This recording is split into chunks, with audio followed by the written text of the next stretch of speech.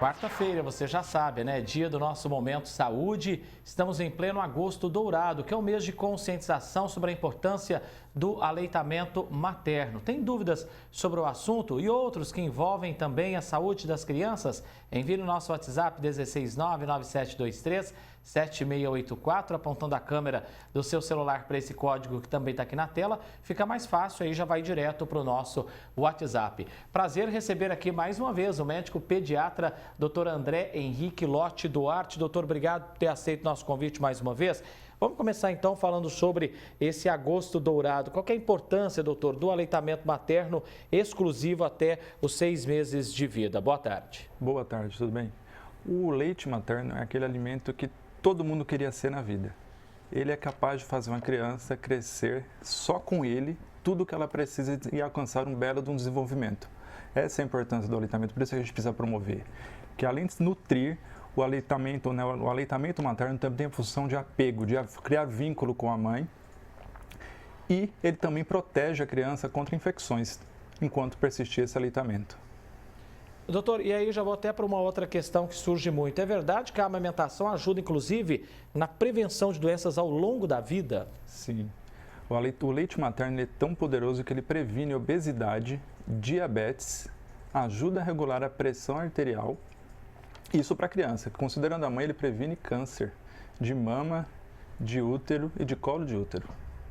Doutor, e o que fazer quando a mãe acha que tem pouco leite, que esse leite não é suficiente para amamentar o seu filho ou a sua filha? Essa é uma queixa bastante frequente, porque no início, quando a mãe quando desce o leite, normalmente vem bastante leite. É aquela coisa assim, o organismo da mãe não sabe quanto essa criança vai precisar para crescer, então produz muito. Com o passar do tempo, ele vai otimizando essa produção. E a criança também vai desenvolvendo e a mãe começa a associar que, como o leite, ela percebe que tem uma quantidade menor que ela tinha anteriormente e essa criança tem uma demanda maior, chora mais, ela começa a pensar que isso seria porque o leite não está sendo suficiente. Para isso, é importante as consultas de rotina com o pediatra, que ele vai conseguir avaliar se o desenvolvimento dessa criança e o crescimento estão adequados ou não e sanar essas dúvidas. Doutor, existe alguma contraindicação na amamentação? Contraindicação para amamentação, a gente vai ter o HIV, né? Se a mãe tiver alguma lesão na mama, por exemplo, por herpes, então ela não pode, porque esse bebê tendo contato com essa lesão poderia se infectar também. Ou se ela tiver sangramento na mama e tiver algum vírus, por exemplo, da hepatite B. E a gente está falando que para nessa cadeia dar tudo certo, doutor, a gente precisa ter, além da conscientização da mãe, da rede de apoio, profissionais bem preparados para fazer toda essa orientação também, né? Sim, felizmente na nossa cidade hoje nós temos uma rede muito ampla, né, tanto para o sistema público quanto para quem preferir fazer particular, de profissionais empenhados em manter a amamentação, vista a sua importância, né? A volta do aleitamento materno ocasionou uma grande redução na mortalidade infantil. Então, isso precisa ser continuado e celebrado. Doutor, é importante as mães também pensarem naquelas mães que não tenham leite suficiente. Então, se uma mãe pode doar, queria que o senhor falasse um pouquinho da participação dessas mães na questão aí dos bancos de leite. Isso. O banco de leite humano hoje ele é muito utilizado para prover o leite para essas crianças que estão internadas em UTI neonatal. Né? Então, essas mulheres muitas vezes não conseguem, essas mães de crianças que têm prematuros, não conseguem manter uma boa produção, porque não tem o estímulo da criança, ela precisa manter o estímulo artificial, que nem sempre faz com que ela produza suficiente. Então, se você é capaz de produzir leite suficiente para o seu filho crescer bem e você tem uma sobra desse leite, é importante você buscar. Né? Você vai estar ajudando a salvar outras vidas. Gente, o doutor André Lotti é pediatra, especialista na área também da educação parental. Já esse é o próximo tema que eu quero tratar com o senhor, doutor. O que significa, de fato, educação parental e por que ela é tão importante nos primeiros anos de vida? A educação parental basicamente é o seguinte: nós somos criados com um modelo autoritário. Ou seja, a gente era criança, a gente tinha que obedecer o pai, fazer o que ele queria, porque ele era o pai, a gente era criança. O que os estudos da psicologia, da psiquiatria têm demonstrado é que esse modo de criar um filho não é adequado para criar uma pessoa emocionalmente saudável na vida adulta. Então, a educação parental ela visa trazer para a família esse novo modo de ver uma criança, entender o que ela está passando a cada fase do seu desenvolvimento cerebral. Porque a gente não pode tratar uma criança de 1 ano da mesma maneira que uma criança de 3 ou da mesma maneira que um adolescente. Cada um está no momento que tem uma condição neurológica mesmo, de compreensão, desenvolvimento do seu cérebro para entender algumas coisas. E tratar a criança como um ser humano. Né? Você, por exemplo, você não gostaria se alguém chegasse para você, você fizesse algo que você não gostou e você fala assim, tá bom, então não falo mais com você. E dá aquele gelo. A gente se sente mal com isso, mas foi isso que fizeram com as nossas crianças, né? Quando a gente era criança. Então a educação parental visa mudar esse paradigma da educação e fazer com que você tenha uma relação cordial e de respeito com seu filho desde o início. Doutor, e o que o senhor pode falar para aqueles pais que precisam lidar, às vezes, com o cansaço, com a sobrecarga, sem comprometer esse vínculo com os filhos? Basicamente tem que lembrar que isso acontece com todo mundo, não tem como. A gente vai passando o dia e vai botando um pouco mais dentro do balde. Chega numa hora que esse balde vai entornar. O que a gente precisa estar atento é que se isso acontecer, a gente saber chegar para a criança e falar, olha, desculpa, eu errei. Isso para a criança tem um valor muito alto. Ela vê que aquela pessoa que ela idolatra, idealiza como uma norma a seguir, consegue errar também, porque isso tira um peso das costas dela de que ela não precisa acertar sempre. E no geral é você lembrar que você decidiu ter um filho, você vai ter que ter alguma responsabilidade. A gente sabe que a vida é corrida hoje para todo mundo, é sempre que ele corre. E você muitas vezes não consegue dar toda a atenção que você imagina que poderia dar, ou que você acha que a criança precisa. É só lembrar que a criança precisa que quando você estiver com ela, você esteja realmente com ela. É o momento para você deixar o celular de lado e ficar ali com o seu filho. Não é sobre quantidade de tempo, é sobre a qualidade desse tempo.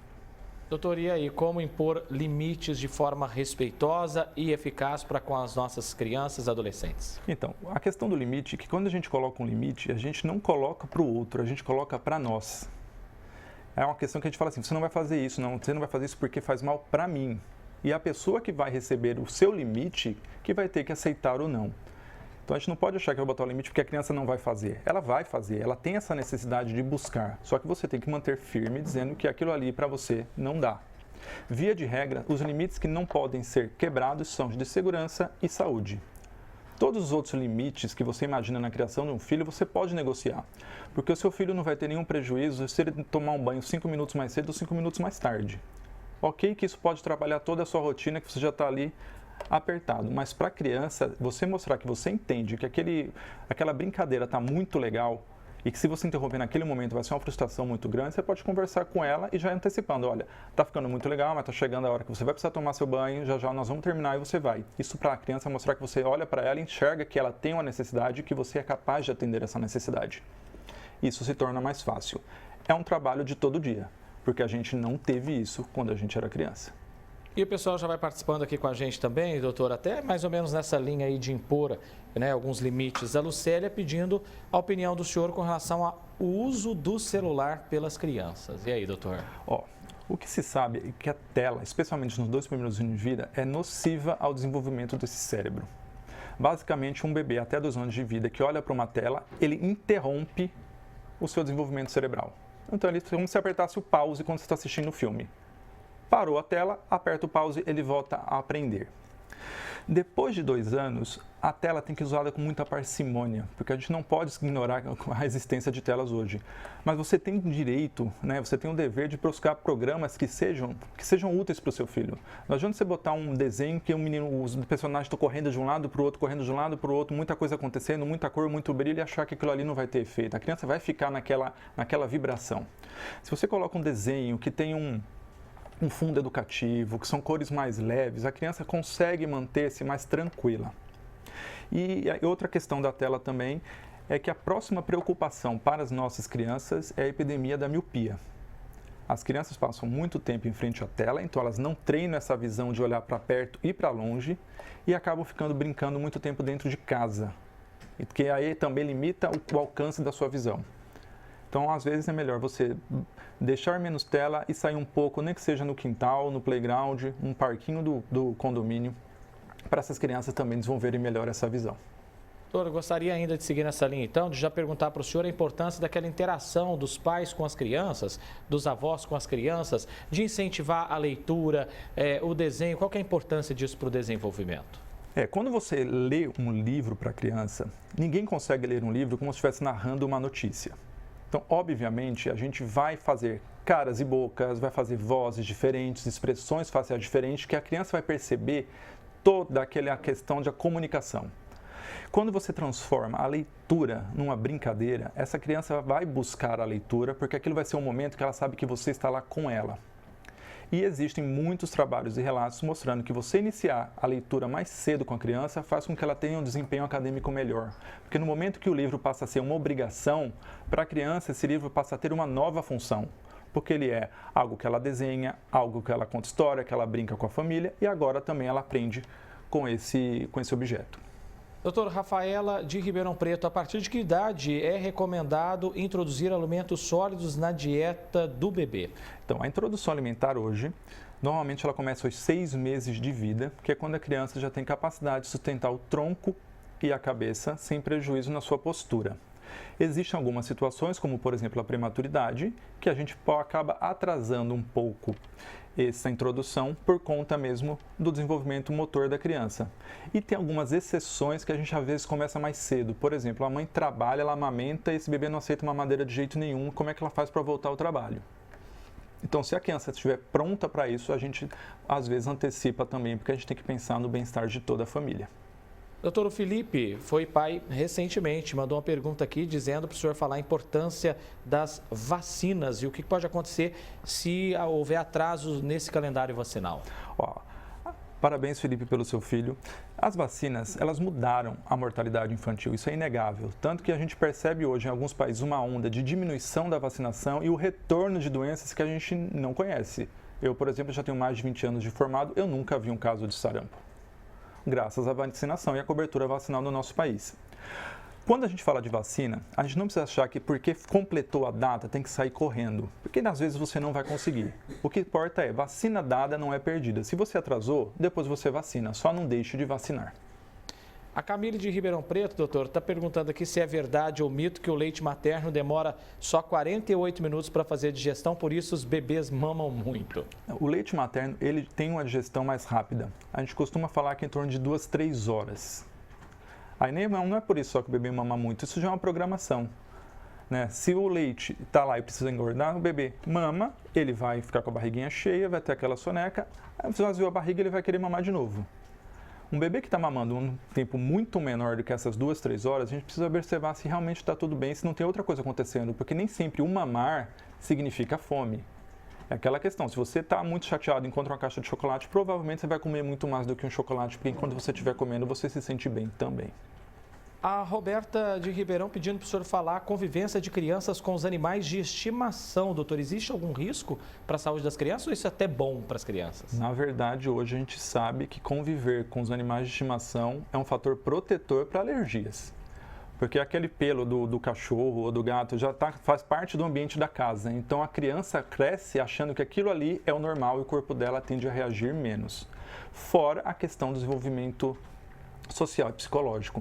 É muito comum você encontrar uma criança de 2, 3 anos que está com alguma frustração e senta com o cachorro e faz o cachorro de psicólogo. Conta para ele tudo o que está acontecendo ou repete o que aconteceu com ela com o animal. Isso para ela é muito bom em termos de saúde mental. Já caminhando, gente, para o nosso encerramento aqui, mas vou encerrar com a pergunta da Renata, dizendo, doutor, perguntando na verdade, né, a quantidade de sono ideal para uma criança de 6 anos. Quantidade de sono? A quantidade de sono é porque quando a gente fala sono de criança, quando a criança fecha o olho e fica imóvel, que seja 10, 15 segundos, isso é sono. Vai existir uma grande variação do sono noturno. Vão ter crianças com 3 meses que já vão dormir a noite inteira, que seria um sono de 8 a 10 horas. Mas o comum é que ainda haja despertares nessa idade, é o mais frequente. E durante o dia, o número de sonecas varia muito. Vão ter crianças que vão ter sonecas curtas, de 30 a 40 minutos, e vão ter crianças que conseguem fazer sonecas de 2 horas. Mais importante do que só avaliar o tempo de sono é avaliar como essa criança está. Porque se a criança dorme, ainda que não seja o seu sono esperado, mas ela está se desenvolvendo adequadamente, cresce adequadamente e ela é uma criança feliz, não tem problema. A quantidade, quando a gente olha assim, dormiu tantas horas seguidas. Quantas dicas importantes, né? Agradeço muito, doutor André Lotti, pediatra, mais uma vez aqui com a gente. Doutor, um abraço e até a próxima oportunidade. Um abraço, sempre um prazer. Até mais. Até mais.